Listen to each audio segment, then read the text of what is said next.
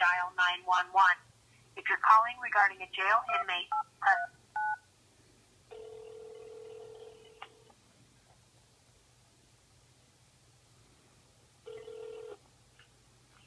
Okay, Sheriff's Office, Sergeant Pollard. Hi, Sergeant Pollard. Sorry about that. I just missed your phone call. This is George? Yes, this is George. How you doing? Oh, I'm doing all right. How are you? I'm doing fairly well. Wanted to file a complaint, though, against Francisco Saucedo. Okay. Back on, April the 23rd, I had a conversation with him, asking him two questions that he said he would check on and get back to me. And so I called him back on the 27th, and which was, the 23rd was Monday, the 27th was Friday, to find out if he had an answer for me. Didn't receive any response, so I waited until Monday the 30th and tried to contact him again, left messages. Still got no response, so on Tuesday, May 1st, after unsuccessfully trying to contact him again, I tried to contact one of your, sergeants or lieutenants to possibly get my question answered. Just a real simple question. We got some misinformation apparently from Deputy Tanner that's gone out to over 130,000 people, and I wanted some clarification on your trespassing law and how you guys are interpreting it. So, on that Tuesday, May 1st, after requesting to speak to somebody else, Mr. Saucedo sent me an email. Says, "It has come to my understanding you've been calling our dispatch and wanting to speak to Sergeant or someone higher. If it's in reference to what we talked about, I will get back to you as soon as I can. I will get back to you by Friday with the question you had for the sheriff. Respectfully, Francisco Saucedo." So I waited until Friday and I received no call. I tried calling him, no answer. Tried again this Monday, the 7th, multiple times. Again on Tuesday, the 8th, multiple times. And again, one more time yesterday morning. And basically, he's the public information officer. He should be he is the liaison between the media, the public, and your department. And basically, he's simply failing to do his job. Now, if he doesn't want to talk to me, he could certainly call me up and say, "Don't call anymore," or "I'm not going to answer your questions," or whatever. I mean, of course, Deputy Tanner had indicated that your department was more than happy to answer questions and guaranteed that you'd be open with sharing information and doing public education. And basically all I've been asking for is some direction to the public as to how we're supposed to know on which county-owned property we're allowed to go on and what we're not, what we would be arrested for trespassing on, and whether or not that requires some form of notice or signage.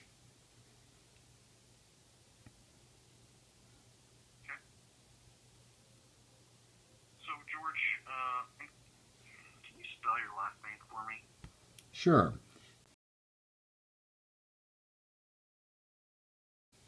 And I'm with Pinac News.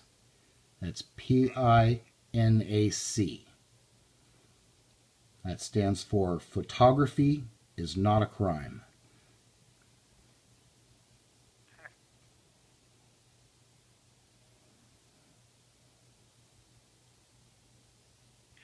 And you said that Deputy Saucedo had sent you an email. Would you be willing to forward that email to me? I certainly So would. I can review it? Certainly can. Okay. You have a pen and paper handy to take down my email address? Is it mpollard@co.weld.co.us? You You got it. Okay. I just, I think as the PIO, first of all, I find it astonishing that in the 3 weeks that I've been calling him, he has never once answered his phone. I mean, I would think as a public information officer, that would be, one of your first duties is answer the phone when the public calls. And if not, get back to the public or a reporter. Even if it's, geez, even if he called me and said, piss off, but I feel like I'm being ghosted like a clingy ex-girlfriend that he doesn't wish to talk to. And I think that's very unprofessional, especially for a public information officer.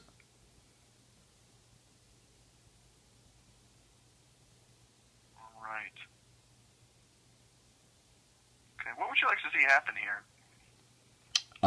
Well, I'd really like an answer to my questions. And, I mean, you guys are, I'm sorry, I don't mean you guys.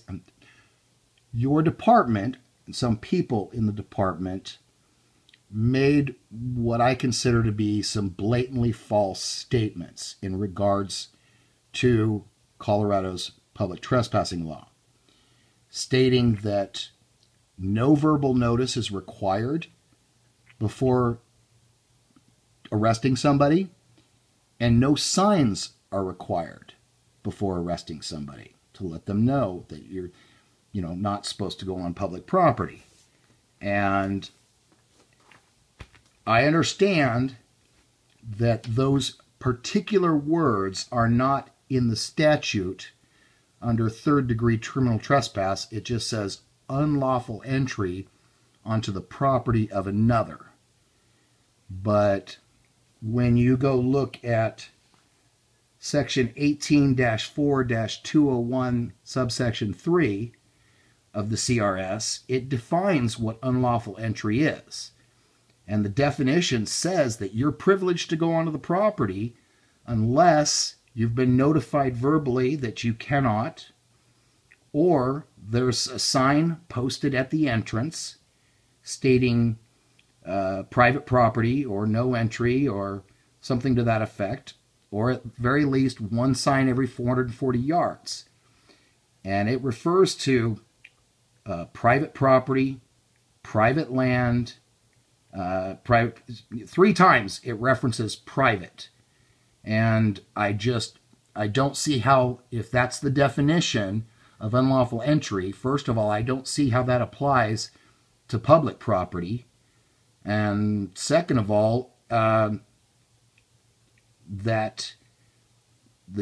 as the definition of unlawful entry, that is part of your code, part of your trespassing code, which, Deputy Tanner simply said that's just not true, and it's not in there.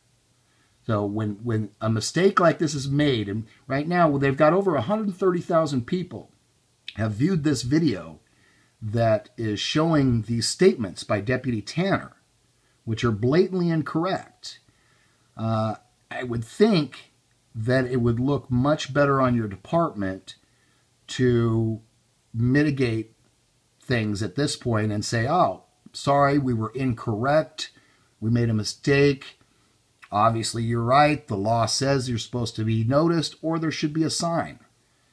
And this poor photographer should be let off the hook, honestly. I mean, otherwise it looks like absolute malicious prosecution is what it looks like. Okay.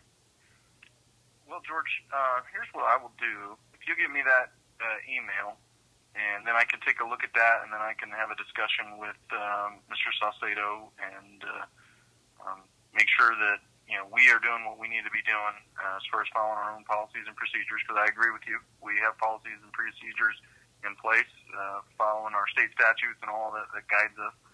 And if we're not doing that, then we need to be doing that. And that's part of my role here, is to investigate whether our policies were followed correctly. So I will speak with him, and then you will hear either from myself or from him probably in a week or two. I recognize that's kind of a long time frame. No, that's fine.